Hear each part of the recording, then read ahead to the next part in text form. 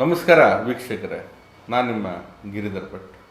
ಸಮಸ್ಯೆ, ಕಷ್ಟ, ನೋವು, ದುಃಖ ಯಾರ ಮುಂದೆ ಹೇಳೋಕ್ಕಾಗತ್ತೆ? ಹೇಳಬೇಕು ಭಗವಂತನ ಮುಂದೆ. ಆ ದೈವಕ್ಕೆ, ಭಗವಂತನಿಗೆ ಎಷ್ಟೇ ನಮ್ಮ ಕಷ್ಟ ಹೇಳ್ಕೊಂಡ್ರು ಆ ಭಗವಂತನ ಕಿವಿ ಕೇಳ್ತಾ ಇಲ್ವಾ? ನಮ್ಮ ಮೇಲೆ ಕರುಣೆ ಇಲ್ವಾ?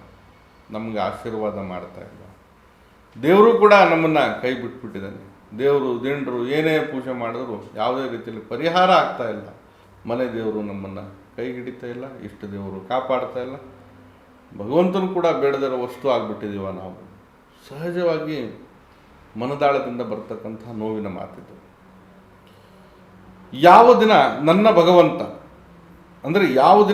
ಭಗವಂತ ನನ್ನ ಕಷ್ಟನ ಕೇಳಿಸ್ಕೊಳ್ತಾನೆ, ಅಂದಿನಿಂದ ಜನರ ಮುಂದೆ ನಾನು ಅಳೋದನ್ನು ಬಿಟ್ಟುಬಿಡ್ತೀನಿ. ಖಂಡಿತ ತಾನೆ? ಯಾಕಂದರೆ ಭಗವಂತ ನನ್ನ ಕಷ್ಟ ಕೇಳಿದ ಮೇಲೆ ಜನರ ಹತ್ರ ಹೋಗಿ ಅಳೋದೇನಿದೆ? ಕಷ್ಟ ಇದೆ ಅಂತ ಹೇಳ್ಬಿಟ್ಟು ಇವ್ರ ಕೈಕಾಲು ಬೀಳೋದೇನಿದೆ? ಭಗವಂತನ ಕೇಳಿದ್ಮೇಲೆ ಆ ಕಷ್ಟ ಪರಿಹಾರ ಆಯಿತು ಅಂದ ಹಾಗೆ ಲೆಕ್ಕಾಚಾರ. ಅದು ಗೀತೆಯಲ್ಲಿ ಬರೆದಿದೆ, ನಿಮ್ಮ ಪೀಡನೆಗೆ ಇನ್ನೊಬ್ಬರಿಗೆ ದೂಷಿತರನ್ನಾಗಿ ಮಾಡಬೇಡಿ. ಅಂದರೆ ಯಾವುದೋ ಒಂದು ಸಮಸ್ಯೆಗೆ ಇನ್ನೊಬ್ರಿಗೆ ಹೊಣೆಗಾರರನ್ನಾಗಿ ಮಾಡಬೇಡಿ. ಯಾರೋ ಅವ್ರೇನೋ ಮಾಡಿದ್ರು, ಇವ್ರೇನೋ ಹೇಳಿದ್ರು, ಹಂಗಾಯಿತು ಹಿಂಗಾಯಿತು. ಮಾಡ್ಕೊಂಡಿರೋ ತಪ್ಪು ಪ್ರಮಾದ ನಮ್ದಿರುತ್ತೆ, ಸಮಸ್ಯೆ ನಮ್ಮದಾಗಿರುತ್ತೆ. ನಮ್ಮ ಕಷ್ಟನ ನಾವೇ ಅನುಭವಿಸ್ಬೇಕು. ಆ ಕಷ್ಟನ ಇನ್ನೊಬ್ರಿಗೆ ತೆಗೆದುಕೊಂಡು ಹೋಗ್ಬಿಟ್ಟು ಅವ್ರ ಮೇಲೆ ಹೇರೋವಂಥದ್ದು, ಏನೋ ಶಾಪಕ್ಕೆ ಗುರಿ ಮಾಡೋದು, ಇಂಥ ಒಂದು ದುರ್ವರ್ತನೆಯನ್ನು ತೆಗೆದುಹಾಕಿ. ನಿಮ್ಮ ಪೀಡನೆಗೆ ಇನ್ನೊಬ್ಬರಿಗೆ ತಾವು ಗುರಿ ಮಾಡೋದು ಬೇಡ. ನಿಮ್ಮ ಮನಸ್ಸಿಗೆ ತಿಳಿಸಿ ಹಾಗೂ ನಿಮ್ಮ ಮನಸ್ಸನ್ನೇ ಪರಿವರ್ತನೆ ಮಾಡ್ಕೋಬೇಕು. ಈ ಪೀಡನೆ ಮನಸ್ಸಿಗೆ ಅರ್ಥ ಆಗಬೇಕು, ಆ ಮನಸ್ಸಿನಿಂದನೇ ಪರಿವರ್ತನೆ ಆಗಬೇಕು. ಇದು ನಿಮ್ಮ ದುಃಖದ ಅಂತ್ಯದ ವಸ್ತುಸ್ಥಿತಿಗೆ ಕಾರಣ ಆಗುತ್ತೆ. ಮನಸ್ಸಿಂದ ಆ ಮಾರ್ಗವನ್ನು ನೋಡಿ ಆ ಮನಸ್ಸಿಗೆ ಅದರ ವಿಷಯದ ಸೂಕ್ಷ್ಮತೆ ತಿಳಿದರೆ ಆ ದುಃಖ ಪರಿಹಾರ ಆಗಲಿಕ್ಕೆ ಬೇಕಾದಂಥ ವಿವೇಚನೆಯುಕ್ತ ಸ್ಥಿತಿಗತಿಗಳು ಲಭ್ಯ ಆಗುತ್ತೆ. ಆಗಲೇ ಇದಕ್ಕೆ ಅಂತ್ಯ ಆಗೋದು ದುಃಖಕ್ಕೆ. ಹಾಗಂತ ಹೇಳ್ಬಿಟ್ಟು ನಿಮ್ಮ ಪೀಡನೆಗೆ ಇನ್ನೊಬ್ಬರ ಮೇಲೆ ಇರುವಂಥದ್ದು ತಪ್ಪು. ಭಗವಂತ ನಿಮ್ಮ ಕಷ್ಟಗಳನ್ನು ಕೇಳಿಸ್ಕೊಂಡಿದ್ದ ದಿನ ಎಲ್ಲವೂ ಕೂಡ ಇದು ಪರಿಹಾರ ಆಗಿರುತ್ತೆ. ನಿಮಗೇನೋ ಒಂದು ಕಷ್ಟ ಆಗಿದೆ, ಮನೇಲಿ ಅನಾರೋಗ್ಯ, ಪದೇ ಪದೇ ಸಮಸ್ಯೆ, ಹಣಕಾಸಿನ ಸಮಸ್ಯೆ, ಜೀವನ ವ್ಯತ್ಯಯ ಆಗಿದೆ, ಮನೇಲಿ ಗಂಡು ಮಕ್ಕಳು ಇರ್ತಾರೆ, ನಮಗೆ 2-3 ಜನ ಮದುವೆನೇ ಆಗಿರೋದು, ಹೆಣ್ಮಕ್ಳು ಇರ್ತಾರೆ ಇನ್ನೂ ಮದುವೆ ಆಗಿರೋದಿಲ್ಲ, ಗಂಡ ಹಿಡಿದ ಮಾತು ಕೇಳಲ್ಲ, ಹೆಂಡತಿ ತವ್ರ ಮನೆಗೆ ಹೋಗ್ತಾ ಇರ್ತಾಳೆ, ತಂದೆ ತಾಯಿ ಅಂದರೆ ಏನೋ ಒಂದು ರೀತಿಯಲ್ಲಿ ಸಮಸ್ಯೆ ಆಗಿರುತ್ತೆ, ಬರೋ ಜಾಗ ಬರಲ್ಲ, ಬರೋ ಜಮೀನು ಬರಲ್ಲ, ಸಾಲ ತೀರಲ್ಲ, ಸಾಲಗಾರ ಕಾಟ ತಪ್ಪಲ್ಲ, ಕೊಟ್ಟಿರೋ ಸಾಲ ಬರೋದಿಲ್ಲ. ಈ ಎಲ್ಲ ಕಡೆಯಿಂದನೂ ಸಮಸ್ಯೆ ಅನುಭವಿಸ್ತಾ ಇರ್ತೀರ. ಇದಕ್ಕೋಸ್ಕರ ದೇವರು, ದೇಂಡ್ರು, ಹಬ್ಬ ಹರಿದಿನ ಎಲ್ಲ ಮಾಡ್ತಾ ಇರ್ತೀರ.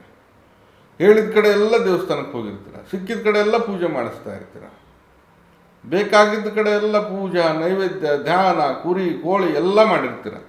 ಆದರೂ ಕೂಡ ಸಮಸ್ಯೆ ಅನ್ನೋದು ಬಗೆಹರಿತಿರಲ್ಲ. ಯಾಕಂದರೆ ದೈವತ್ವದ ಮೊರೆ ಹೋಗಬೇಕು. ದೈವ ನಿಮ್ಮನ್ನು ಆಧರಿಸಬೇಕು, ಅಷ್ಟು ಶುಭ್ರವಾಗಬೇಕು. ಹಾಗಾಗಿ ನಾನು ಹೇಳುವಂಥ ಪರಿಹಾರವನ್ನು ಮಾಡಿ. ದೈವದ ಋಣ ಬೆಸೆಯುತ್ತೆ, ದೈವ ಸಂಕಲ್ಪ ಸಿಗುತ್ತೆ, ನಿಮ್ಮ ಮೇಲೆ ಶುಭ ಫಲಿತಾಂಶ ಕಾಣುತ್ತೆ. ಏನು ಮಾಡಬೇಕು?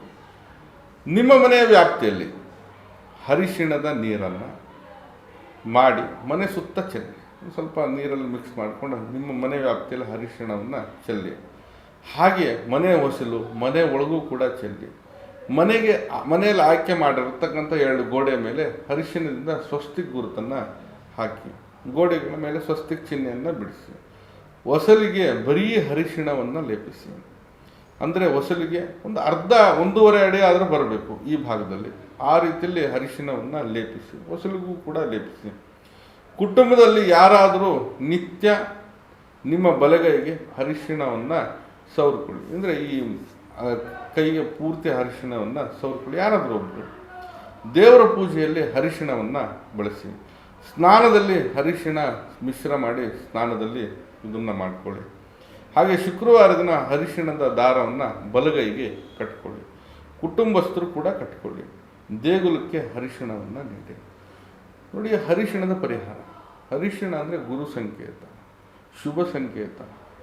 ಹಾಗೆ ಅದರ ಒಂದು ಸ್ಥಿತಿ ಬಹಳ ಪ್ರಸನ್ನವಾಗಿರ್ತಕ್ಕಂಥದ್ದು, ಆಕರ್ಷಣೆ ಆಗ್ತಕ್ಕಂಥ, ದೈವಾಕರ್ಷಣೆಗೆ ಬಹಳ ಉಪಯುಕ್ತಕರವಾಗಿರ್ತಕ್ಕಂಥದ್ದು. ಹಾಗಾಗಿ ದೇವರು ದಿಂಡ್ರು ಪೂಜೆ ಪುನಸ್ಕಾರ ಎಲ್ಲ ಮಾಡಿದರೆ ಆದರೂ ಕೂಡ ಭಗವಂತ ಬರ್ತಾ ಇಲ್ಲ, ಭಗವಂತ ಕೇಳ್ತಾ ಇಲ್ಲ, ದೈವ ಕೈ ಹಿಡಿತಾ ಇಲ್ಲ, ಇಷ್ಟ ದೇವರು ಕೈ ಹಿಡಿತಾ ಇಲ್ಲ, ಮನೆ ದೇವರು ನೋಡ್ತಾ ಇಲ್ಲ, ಇವೆಲ್ಲವನ್ನ ಬಿಟ್ಟು ಇವಿಷ್ಟು ಮಾಡಿ ನಂತರ ನೀವು ದೇವರು ದಿಂಡ್ರು ಹೋಗಿ ಯಾಕೆ ಕೈ ಹಿಡಿಯಲ್ಲ?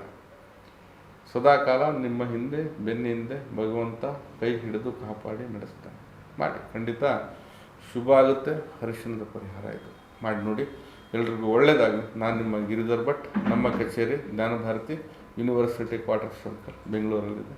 ಬರೋರು ಮೊದಲೇ ಸಮಯವನ್ನು ನಿಗದಿಪಡಿಸ್ಕೊಂಡು ಬನ್ನಿ. ಬರಲಿಕ್ಕೆ ಸಾಧ್ಯ ಆಗದೇ ಇದ್ದರೆ ಈ ಕೆಳಗಡೆ ಕಾಣ್ತಾ ಇರತಕ್ಕಂಥ ನಂಬರಿಗೆ ಕರೆ ಮಾಡಿ ಮುಕ್ತವಾಗಿ ಸಮಾಲೋಚನೆ ಕೂಡ ಮಾಡ್ಬೋದು. ಎಲ್ಲರಿಗೂ ಶುಭ ಆಗಲಿ. ನಮಸ್ಕಾರ.